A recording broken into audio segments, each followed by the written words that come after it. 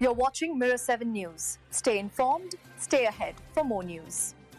What an unbelievable night of baseball it turned out to be. The Toronto Blue Jays and the Los Angeles Dodgers delivered one of the most unforgettable games in World Series history. A true marathon that stretched across 18 innings and lasted nearly 6 hours and 40 minutes.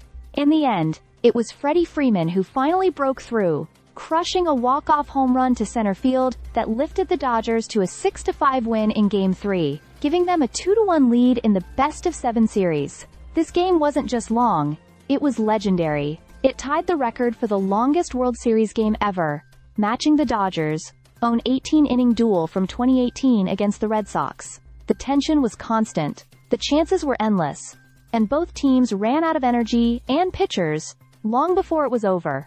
Freeman's decisive blast came off Brendan Little, who was pushed into action after the Blue Jays had exhausted nearly every arm in their bullpen.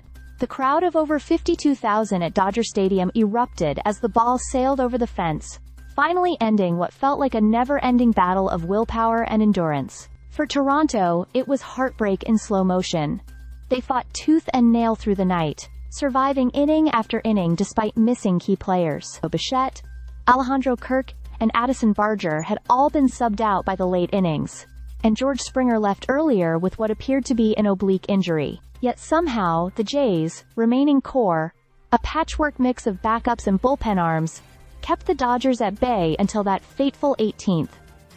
The game itself was full of drama. Shohei Ohtani was nothing short of spectacular, hitting 2 home runs, 2 doubles, and reaching base an astonishing 9 times, including 4 intentional walks. His 7th inning blast tied the game at 5-5, after Bichette had briefly put the Jays ahead with an RBI single. Kirk's 3-run homer earlier in the 4th inning had seemed like it might be the difference maker, but Ohtani and Freeman refused to let the Dodgers fade. There were also plenty of bizarre and tense moments.